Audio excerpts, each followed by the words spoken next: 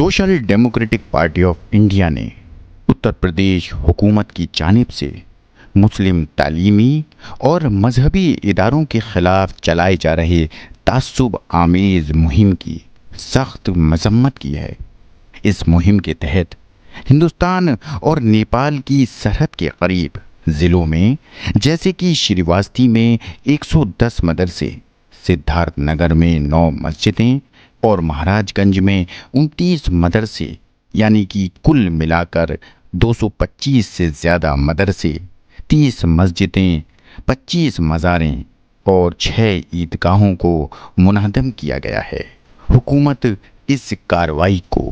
غیر قانونی قبضوں کو ہٹانے اور سیکیورٹی بہتر بنانے کی کوشش بتا رہی ہے، لیکن یہ مہم صرف مسلم مذہبی اور تعلیمی اداروں کو نشانہ بنا رہی ہے، جو کہ واضح طور پر ایک طرفہ اور کمیونل رویہ ہے۔ مکھیہ منتری یوگی آدتیہ ناتھ کی سرپرستی میں چل رہی یہ بلڈوزر انصاف کی پالیسی ہندوستان کے دستور کے آرٹیکل 25 اور 30 کی کھلے عام خلاف ورزی ہے، جو مذہبی آزادی اور اقلیتوں کو تعلیم کے حقوق دیتا ہے۔ کئی جگہوں پر بنا کسی نوٹس کے اچانک توڑ پھوڑ کی گئی، جس سے طلباء اور ان کے خاندان بے گھر ہو گئے اور انہیں کسی قسم کا بچاؤ کرنے کا موقع نہیں ملا۔ یہ کارروائی ایسے وقت میں کی گئی ہے جب ملک میں ہندوستان اور پاکستان تنازع پھر ابھر رہا ہے، جو اس بات کی طرف اشارہ کرتا ہے کہ یہ سب سیاسی مقاصد کے لیے کیا جا رہا ہے، تاکہ عوام میں تفریق ڈالی جا سکے اور سیاسی فائدہ اٹھایا جا سکے۔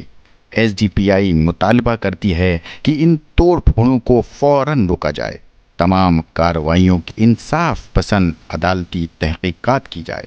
متاثرہ لوگوں کو مکمل معاوضہ اور بساوٹ کے لیے نئی جگہیں دی جائیں اور مسلم قیادت سے سنجیدہ مذاکرہ کر کے اعتبار بحال کیا جائے۔ ہم ان ناانصافیوں کے شکار افراد کے ساتھ ہر طرح سے ساتھ ہیں اور ملک کی سیکولر دفاع کے لیے تمام جمہوری اور امن پسند طاقتوں سے اپیل کرتے ہیں کہ آگے آئیں اور اس سیاسی ظلم کے خلاف آواز بلند کریں۔